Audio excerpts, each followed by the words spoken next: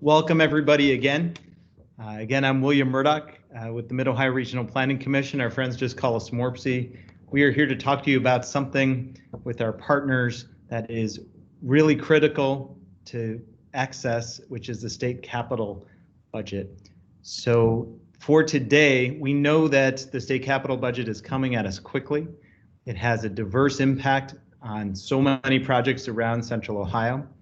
And we wanted to make sure that we were pulling everybody together, bringing stakeholders together to learn about the process, learn about the ways it can help on different projects. We know there's sometimes some mysteriousness to it and some magic about it, and we wanted to do our best to demystify it. So today we've got 4 key things in our meeting. The first, we're going to do a level setting on state capital budgets with Andy Schifflett, who works as a government advisor with Kegler, Brown, Hill, and Ritter. If you don't know it, Andy's got some pretty unique experience at the Office of Budget and Management during the Kasich administration, so that'll be helpful. Then we'll go to our partners from the Columbus Partnership, and Gerard will educate us on their really important role in thinking regionally about the Capital Bill project ID process. And as you know, they play a really key role in working in 11 counties in Central Ohio. We're also really fortunate to be able to hear from a legislator. We'll have State Representative Dontavius Gerald's with us to help give that perspective of how to work with state legislators. And finally, we'll close out with the legislative update from MORPC's Director of Government Affairs, Joe Garrity, to share how MORPC can be helpful. So with that, let's get started. I'd like to hand it off first to Andy Schifflett from Kegler, Brown, Hill, and Ritter. Andy, the floor is yours. Go ahead. Thank you very much, William, and good afternoon to everyone. Happy to be with you guys today. As William said, my name is Andy Schifflett. I'm with Kegler, Brown, Hill, and Ritter. Prior to working at Kegler, which I've been here almost 3 years now, but I was with worked for the Office of Budget Management from 2011 to 2018 on the operating budget and the capital budget, and served as the point person for the administration on community projects. So I'm going to just kind of talk today about kind of an overview on the state capital bill and talk about the community project component of that. The state capital bill is it's passed every 2 years, like the operating budget is, except it's passed in even numbered years. It's the main purpose of the capital budget is to fund the construction and renovation of state-owned buildings and capital assets of the state, including state agencies, colleges, universities, school districts, prisons, you name it. And it funds a program of grants and loans to local governments for infrastructure projects. A portion of appropriations provides funds to support targeted projects of local or regional importance that are often called community projects. Unlike operating budgets, which are funded through our tax revenues, capital projects are funded through tax-exempt bond funds from the issuance of state debt that must be retired with debt service payments over a period of 20 years or more. So that's how those projects are funded. Like I said, their capital budgets are enacted every 2 years during even-numbered years.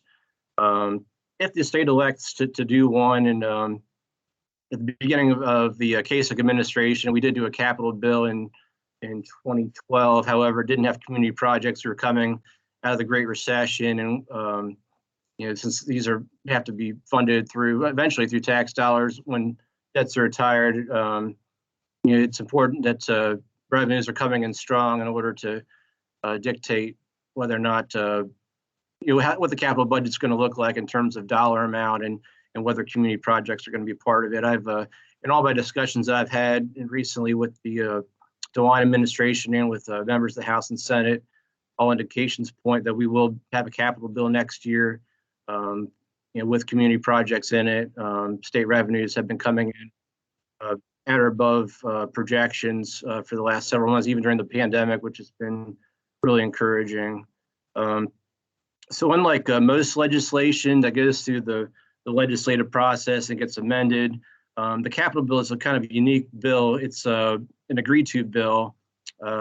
there's a consensus that's achieved between the governor and the leadership in the House and the Senate upon introduction. And all the times I've been involved with the capital bill, it's never been amended. So, when it's introduced, that's how it's going to be. So everybody's, pins and needles waiting for that introduction day. And it's almost like Christmas, seeing if your project's in there or not.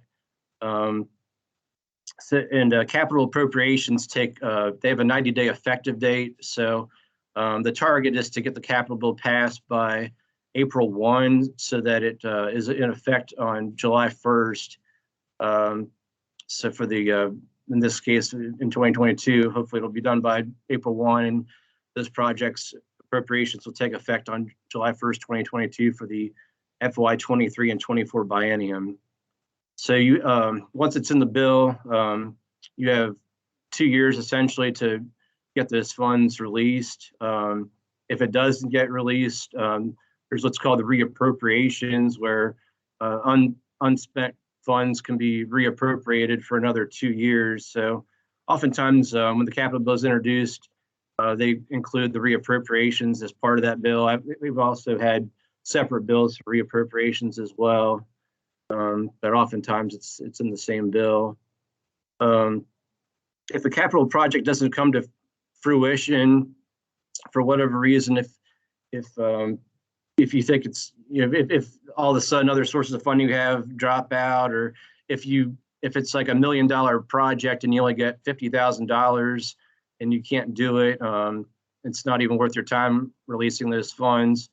The legislature can also redirect those unspent appropriations for another project that you'll sometimes see in capital bills. Some of that money moved around to a different project. So I want to talk a little more specifically about community projects. So a portion of the appropriations in the capital budget do provide support for targeted projects of local or regional importance. It's really key that in order for a project to get funded, there must be a nexus to the state. Joe Garrity sent out an email earlier today that had a attachment, a PDF that shows the bond funds that can be used to fund projects, and there's 6 of those. The Administrative Building Fund, which funds buildings that house state agencies. There's the Adult and Juvenile Correctional Facilities Fund, which builds prisons for adults and juveniles. There's the Cultural and Sports Facilities Fund, which funds like cultural projects, theaters, sports stadiums. There's the Natural Resources, Parks and Recreational Facilities Funds. That's very, of all the different eligibility, it's usually the easiest one to meet. It funds any type of recreation, outdoor, like parks, playgrounds, swimming pools, trails, bike trails, things of that nature. There's the Mental Health and Developmental Disabilities Fund. This fund's used by the Departments of Developmental Disabilities and the Department of Mental Health and Addiction Services. Any of their facilities gets funded through that. And then lastly is the Higher Education Facilities Fund, which funds reconstruction projects for higher education facilities and community colleges. There was some speculation. I know the state has received a lot of federal funds recently, specifically ARPA funds, and I did speak with OBM and learned that those dollars will not be tapped into for the purpose of the capital bill. So it will be from those 6 bond funds that will be used to fund capital projects.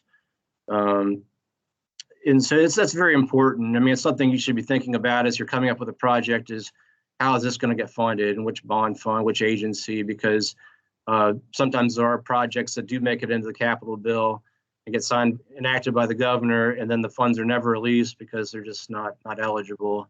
So that's something you definitely want to think about, prior to submitting a project. And there's a lot of projects that seem to be very worthy that there's a great need for, particularly at the local level. When I was at OBM, we always got questions about, could we get some capital funds for our courthouse or city hall or municipal building or police and fire station?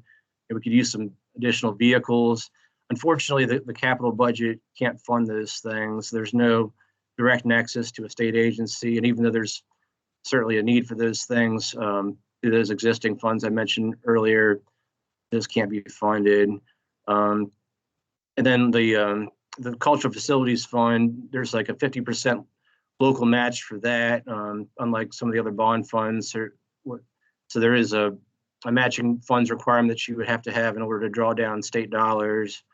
And if something's funded through a college or university, I mean, there has to be a legitimate relationship with that university or community college where the college or university is getting some benefit from the project. And so, you know, I know it's something that the legislature has been real careful analyzing in recent years. There's no formal state capital bill application that the state has. It's kind of an informal process. There are chambers of commerce around the state that have their own internal capital bill processes, including the Columbus Partnership, where they have applications which ask similar questions about each project that project sponsors should fill out. You know, what's the total project cost? How much money you need from the state? What other sources of funding you have? Who would benefit from this? Have this been funded before? Those types of questions are usually on it. And the General Assembly gets hundreds of proposals each capital bill cycle. So it's very important that you just talk with your legislative delegation about it. If you talk to your state representative, talk to your state senator, make sure this is, you know, on their minds. There's a lot of salesmanship involved with getting projects on a list. You know, we had at OBM, we received projects from all the different chambers, and most of the chambers had a prioritization where they, you know, because since there's a limited amount of dollars that can be spent, they would prioritize which projects were the most important. And that the legislature usually followed that. One chamber did not do that and just kind of left it up to the legislature and governor to decide what to fund. But that's helpful to the decision makers when things are prioritized. And it's really important to talk to your legislators and get your project on a list and get support for it. And also sometimes projects are just really large in scope, and you know, it's unlikely that, you know, $10 million will be released for it. So sometimes it's better to submit the project in phases, you know, phase 1, phase 2, and just kind of specify in your application what, you know, what parts of the project you would want funded in this go around, and then in subsequent capital bills, the next General Assembly could fund the next phase. So that's something to keep in mind. And it's good to show in your application that if you have other sources of funding, it's important to note that you aren't just relying upon solely the state to fund the project. It's good to indicate the sources of funding if they're available. Then it's also good to demonstrate community support for the project. This is something that a lot of people want.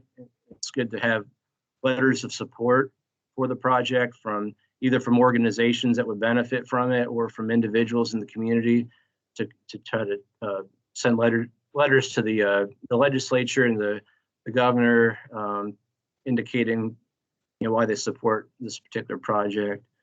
And then once the project gets into the bill and passed and signed and July 1st rolls around, getting the money is a process where the project sponsor has to work with the state agency that project is budgeted toward in the capital bill. So oftentimes there's what's called a joint use agreement or cooperative use agreement, where the terms of the details are kind of spelled out in that as to how the money would be used.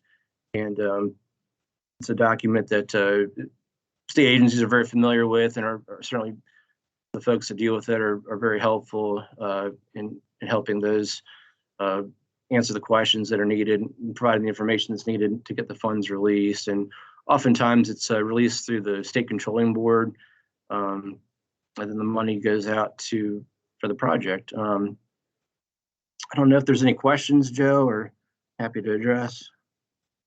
Yeah, thank you, Andy. And folks, if you have questions, you can throw them in the chat and we will go ahead and answer them.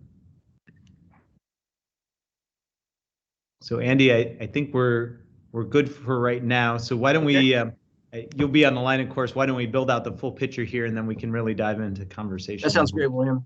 Thank you. Okay. Great. So next up, we've got Gerard from the Columbus Partnership, who's a great partner on this and has already started running with a project identification process as they normally do for the region. So Gerard, will thank you for being here and we'll let you jump in with your update. Of course. Many capital budget cycles ago, that headshot was taken. I think I've gotten a few gray hairs since then, William. No.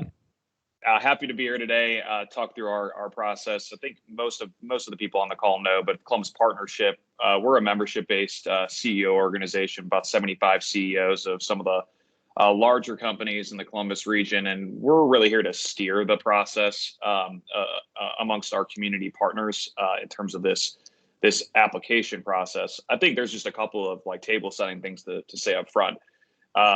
The process has community partners of public, private, nonprofit partners, and it's a really diverse group that kind of sits around the table to go through projects. And at the end of the day, our job is to present legislators with a list that we believe maximizes general community impact across our entire region. So not just, a lot of people think Columbus, but really it's 11 counties. It's the whole gamut of projects that covers a variety of industries and sectors. And our goal is to have consistent conversations with legislators and have completed a prioritization list by the end of 2021 for them. At the end of the day, we serve as a helpful tool and vehicle during this process, but legislators and direct connection with them is paramount because they're the ones that are making the call and the decisions on which projects are going to actually be funded. We serve as a resource for everyone on this call, all of our counties, all of the stakeholders in our counties, to ensure that we get the best list that we can present that gives meaningful projects across, again, all different types of not just sectors, but buckets that we're trying to hit to ensure that we have a robust capital budget slate. A little bit of history in terms of the last cycle. From our list, $18.9 million were brought to our 11 counties, and that was through the hard work of a lot of our community partners, again, from all different sectors and from public, private, and nonprofit. We look at a bunch of things when we're evaluating projects. I think that's usually what people want to know, and really it comes down to regional economic impact, strong local and community support. A little bit of this is going to be reflected of what Andy was talking about, but this nexus that he spoke about, the how are we making sure that this actually fits into either one of the state agencies, one of our local colleges and universities, and is this thing shovel ready to go in the time that the dollars would be allocated. A lot of times you'll get a project and it'll say, this thing will be ready in 8 years. That's not going to cut it, because at the end of the day, we are following very specific guidelines, which Joe shared earlier. We're also really thinking about things like is the project clear of debt? The workforce and talent component, is that trying to solve one of the major issues that our region is facing? Things like public and private sector funding matches are helpful, as well as kind of defined expectations for how the project would move forward in the future. Another, factor is the sustainability element of any of these types of projects. If you build it, will it be able to be maintained? Kind of fitting with that theme, the last thing that I wanted to touch on is the actual questionnaire, which questionnaire application, interchangeable. We want to get that by November 5th so that this committee of all of our community partners can meet and have robust conversations and do follow-up with all of you. questions that we wanted to make sure are asked. Did you connect with your legislator? Because again, that's the key to this entire process being successful. We also ask questions like a brief description of the project, so that if we need to easily sell this thing and we can do it in 500 words or less, that's helpful. But we also need the full description of the project, just from a clerical sake, and making sure that we're checking all those boxes in terms of the project actually being eligible. We're looking at real dollars and real total project costs. We're looking at the leveraging of additional support, as well as a timeline for the project. And again, the additional materials, we'll take anything and everything you've got. So the questionnaire is great, and hopefully you'll fill that out, but any other supporting materials like letters or studies or blueprints, whatever you've got, we'll take it into consideration. And we try to connect people who can help with answers in this in the creation of a project, but we're not really going to get into the nitty-gritty before the project is submitted to us, only for fairness sake. But we would love to answer questions. We would love to be there. Our team and the team and the committee wants to be able to be as helpful as humanly possible. My email is the one to go to, and I can connect you with anyone and everyone in terms of connecting you with the right people going forward. And at the end of the day, we'd love to be briefed on your project. We'd love to know more about it. So if you want to reach out to me, we could schedule that as well, just so that we want to check all of our boxes, make sure that I know everything about the project, that Jeff Polisowski knows everything about the project from our team, so that we can do our best to present the best list going forward at the end of this cycle, which again, we're hoping to have a prioritization list by the start of the year 2022. In the event that that's when the state legislature decides to take up the budget. We're not exactly sure when that's going to take place, but we always want to be prepared. With that, William, I will turn it back to you.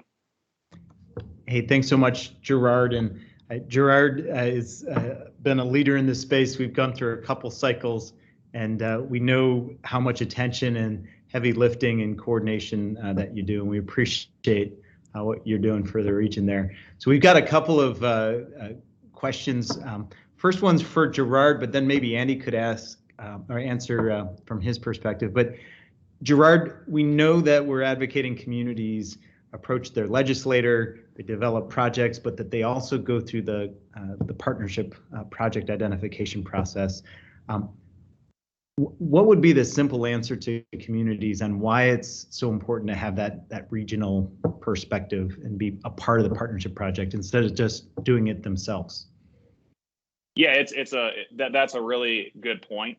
So I feel like most legislators, and we're going to have an awesome legislator on in a second who is going to be able to give his perspective on this as well.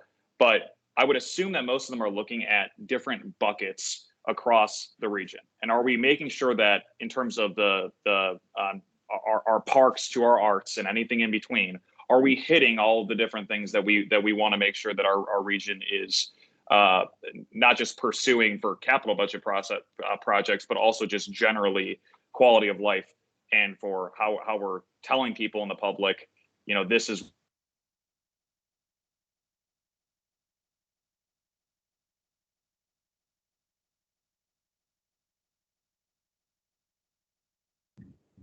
All right. Gerard, I think we lost you just as you were making your point there. Sorry, the last 10 seconds. Just as I was making my point.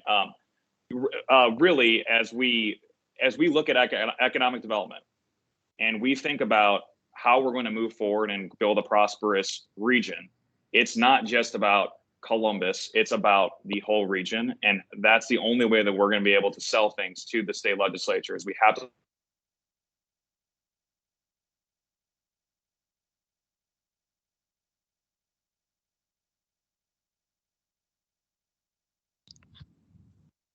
Okay, Gerard, I think we might have lost you at the very end there, but Andy, why don't we go to you just for perspective? When you were at the state, did you see additional value in the state just having that additional recommendation from the regional perspective? Yeah, for sure. It's really those lists are really important to policymakers.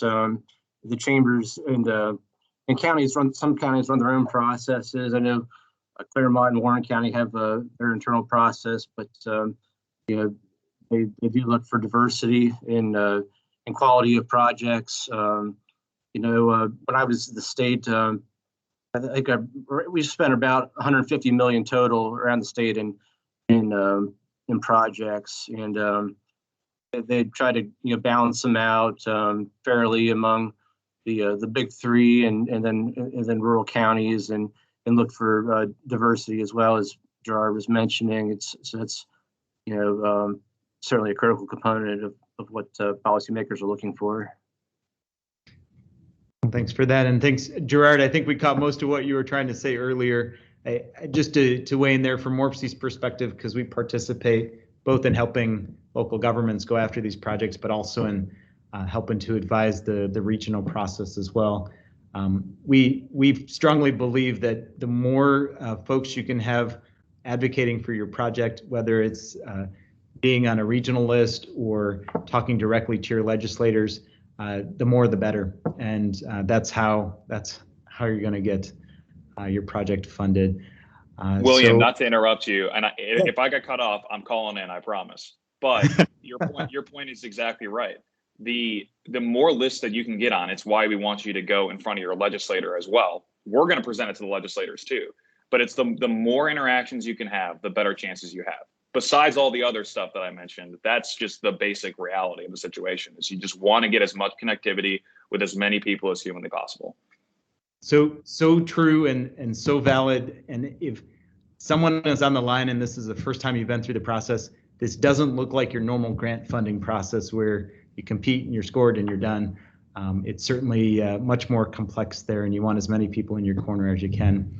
So Andy and Gerard, stay on the line here, and we appreciate your updates.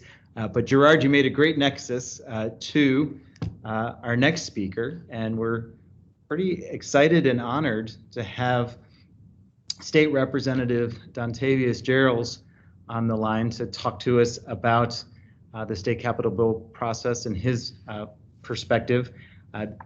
Representative Geralds is in his first term as representative for Ohio's 25th House District, which is parts of Columbus, Clinton Township, and Mifflin Township.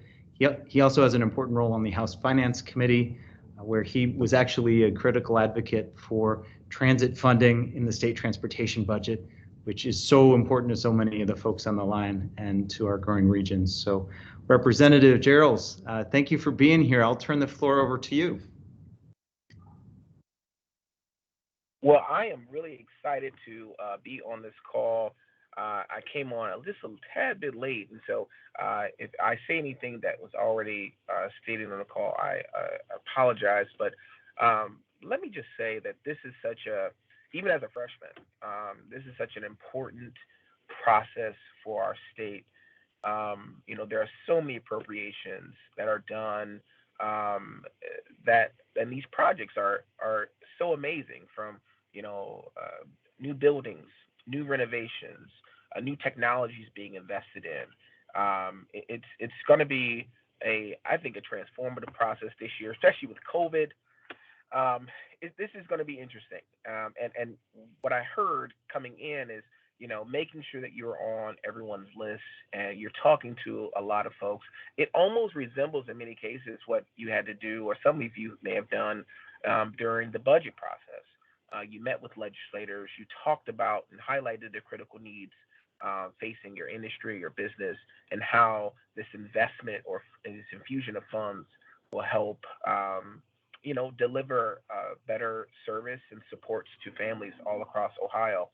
I'm thinking about what happened before. So prior to my time, and during the 2021, 2022 fiscal capital budget process, I think it was around, $2.5 billion that was approved.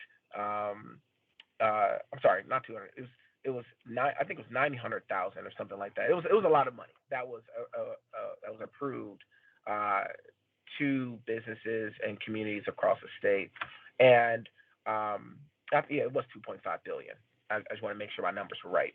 And so really what I'm hopeful for, even as a freshman legislator, is this is an opportunity for me to get to know a lot of the industries in my district, particularly who are in need of support. And in fact, I've already talked to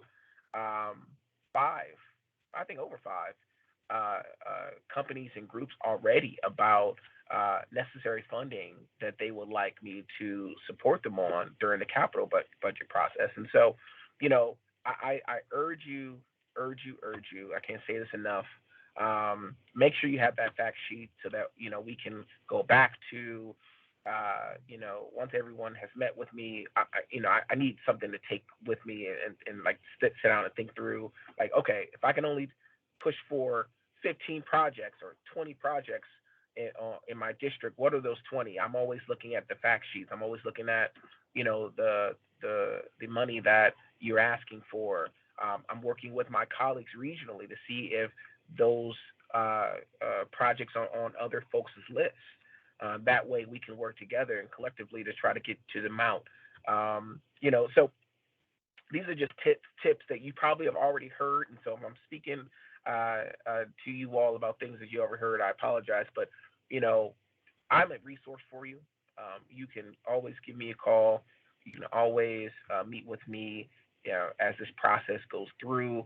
And if you need anything, especially for those that are in my district, I'm here for you through this process, and we'll go through it together. My time, again, I'm first time doing it, at least in this iteration as a legislator, and it will be something new for me. And so I'm excited about uplifting the projects in my district.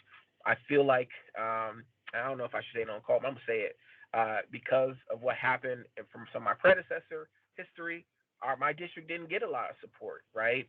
And so I'm coming hard with, we got to make sure that there's an investment in the 25th House District and an investment in Central Ohio, because, you know, it's just, you know, my district's worth it. And so with that, I'll pass it over. I'll answer any questions too, you know, folks have about the process, you know, and again, my phone is always available to anyone who wants to speak further or offline about strategy or about who to talk to, what have you. So I'm here to help. Representative, thank you so much for being with us and for that perspective. I think the question that we have that folks are most concerned about is timelines. So we have this regional process with the partnership. On the other end, we know that there's a state capital bill deadline to be passed in the middle of next year. For your office, for state representatives, what are you telling folks in terms of the timeline to get project ideas, project conversations to you? That's a great question. And to be frank with you, I don't know.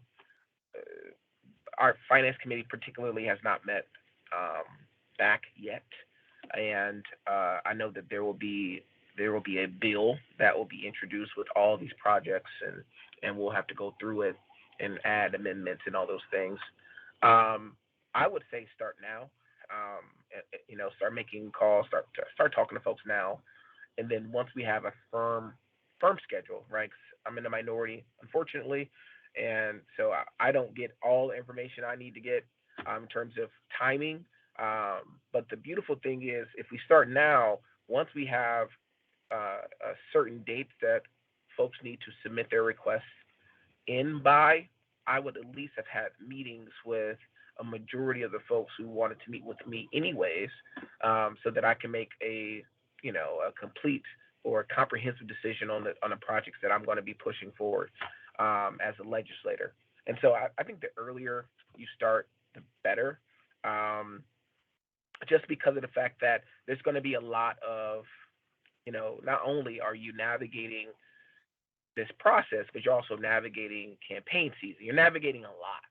And so you want to make sure that you are in the front of the pack instead of one of those folks. Don't be that folks in the back end saying, "Oh, we just trying to get a meeting," and then you can't get a meeting because, you know, that person's time has already been booked, right? And so I would say start now, at least getting your materials ready, at least know what you're going to be asking for. I've seen a number of different groups, begin to put together their packages and present to legislators. I've been to the zoo. I've been to Ronald McDonald House. I've been to a lot of spots already, and they already have their stuff ready to go. And so I say that to say start now, because once the process is in place, time's going to go really quick, and it's going to be a lot of folks asking to jump on legislative calendars, and it's going to be sometimes somewhat difficult to maybe meet with certain legislators. And so I just say start now and begin to make those calls and schedule those appointments. Thanks for that perspective. We agree the state capital budget is one that you want to be ready and develop relationships and have a bunch of conversations well in advance of the deadline. I might put Andy on the spot real quick just to verify. When does the state capital budget have to clear the legislature? Yes, so the capital bill, the goal is to get it passed by April 1st. So working backwards, it's usually introduced like around late February, early March, and it gets passed pretty quickly. Much of the work occurs between the first of the year and the introduction, when the legislature and the governor look through all the projects and try to decide which ones they want included. But ideally, it'd be great to get your projects turned in early December. That way, there's plenty of time to get them in and to advocate for them. Thanks, Andy. And early December for your legislator, but certainly early November for the partnership process, which leads me to look at the chat here. And someone had asked about where that partnership questionnaire can be, and the link is in the chat. We'll also send it out to the group afterwards if you don't have access to the chat. Representative Gerald, we do have another question for you. And are you hearing any information, any indication about the potential size of the capital budget? And a related question, any priorities that you think the legislature or others will be pushing for in this capital budget? Yeah, great. Those are two great questions. I have not heard in terms of the size. It would be interesting, and I want to just pin this as a thought, but not a fact. With so much of the dollars coming from the federal government, it'll be interesting to see how that process, segments the work that in terms of the appropriations we'll see through the capital budget. And so that's just something to think about. I don't know how that will impact, how big that the budget will be. In terms of priorities, that's a great question. I feel like we've done so much good work. We got the formula in the budget, the budget we recently passed. We have, we drew down dollars to support businesses and families impacted by COVID. I still believe that COVID is going to be an issue that is going to be a priority for all of us. It is not over. And so I'm interested in seeing how, some of those dollars will be used to support innovations related to, decreasing the risk of COVID transmissions. I think education is still going to be a big thing. Broadband. There's still so much work we have to do around broadband, even though we passed House Bill 2. So there's a couple of things I think that are still left on the table that we have to continually work on. Even though I think we made quite a lot of headway with the budget we recently passed this year. It'll be interesting to see, infrastructure for our schools, transportation. It's just those are the things that I'm thinking about. Obviously, we have so many buildings across our state that are in need of renovation and service, and it'll be interesting to see how many of our businesses come to us to ask for support there. So those are just some things off the top of the head in terms of what I've like talked to other legislators about. But it would be interesting seeing how we haven't spent all the money from the federal government yet, how that plays into some of the dollars that we'll, appropriate through the capital budget. I think that's just something that is an unknown, but it's something to think about. That's great perspective.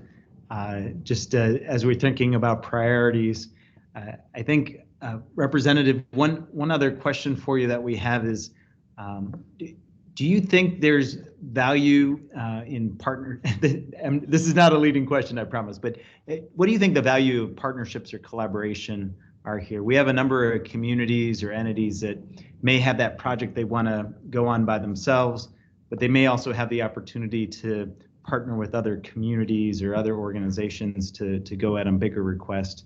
Any feeling there? Is it better to keep it small or to dream a little bit bigger with collaborative projects?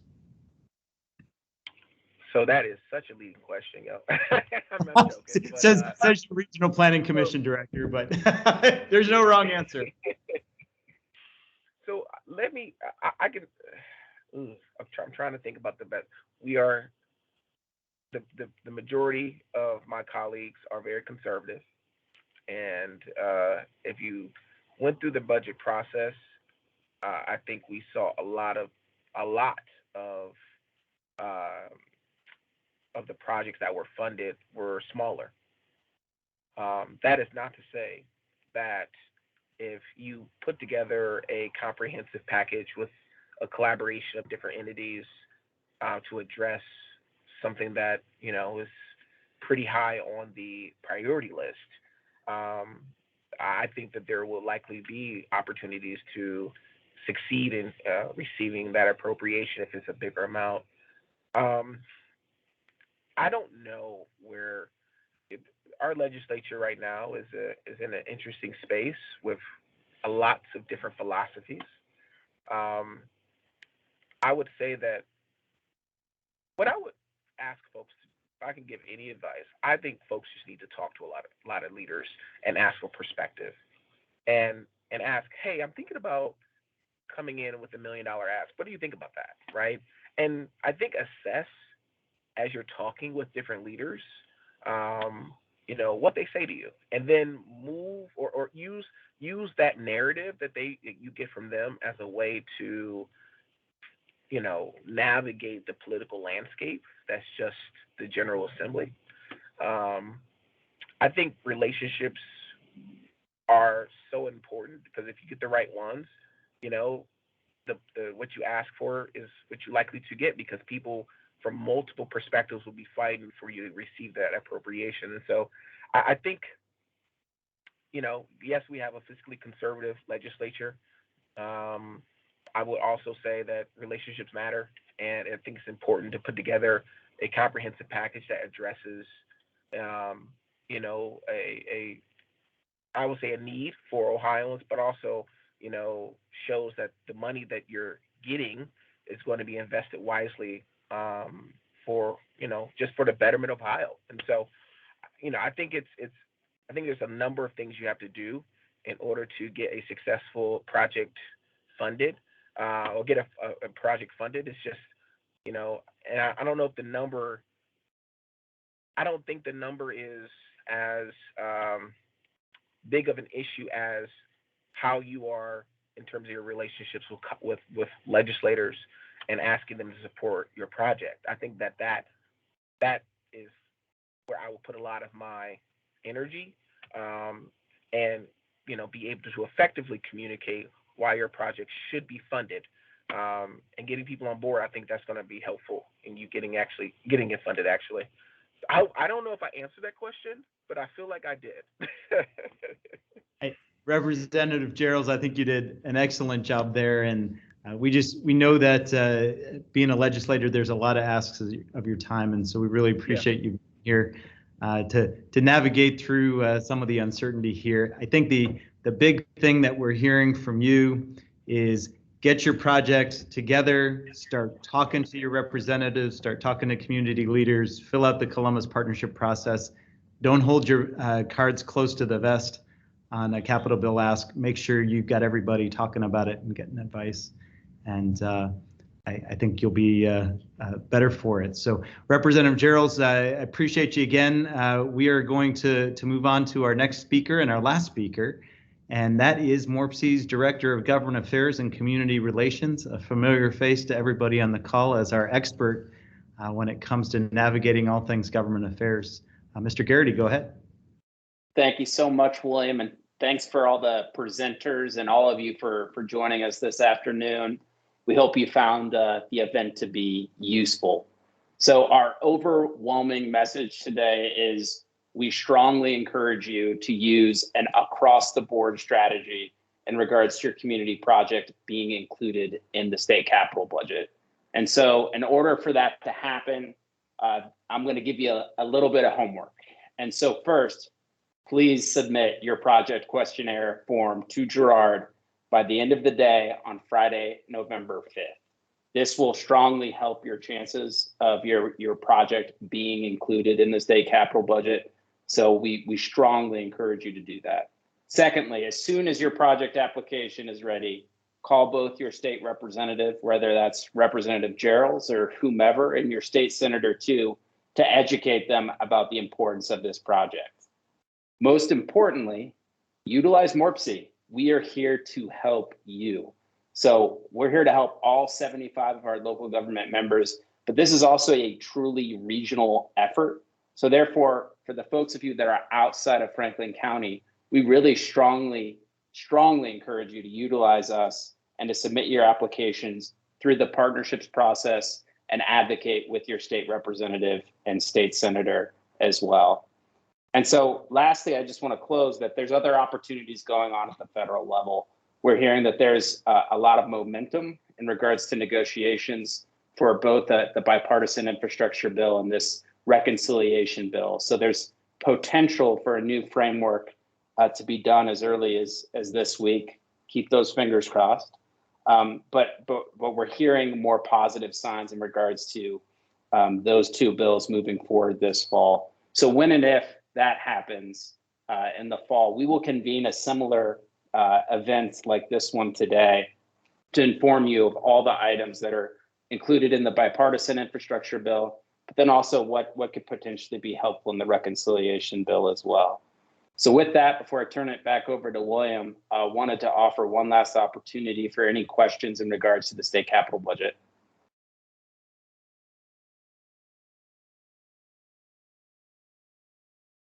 All right, William, I will give you back the floor. Okay, Joe, thank you so much for the update. And as folks do have questions about any of this, use MORPC. Joe is a great contact for anything about the state capital budget or any legislative work that's happening. Certainly, if Representative Geralds is your representative, reach out to him for perspective. And the partnership with Gerard and their team has been really helpful. Of course, thank you to Andy and Gerard for kicking off our presentation. We're going to close with just some very brief announcements. We have other events. So if you learned from this one and you're interested in SoulSmart training, that's coming up here tomorrow and again in November. If you are a MORPC member local government, all of your employees qualify through a new partnership with Franklin University for a tuition discount. You could send your HR advisor or anybody from your team to this. There's a virtual open house November 3rd. And then we have a special event, a short version of an update on Ohio sunshine laws and open meeting rules and training. We all know this is so core to local government and public service, and it's good to get the refresher. And we've got someone from the Ohio office, from the Ohio Attorney General's office to help lead us through that on November 17th. And with that, that concludes our training or our discussion today. We appreciate you so much. And as you have questions about the state capital budget, don't hesitate to reach out. Thanks, everybody. Be well.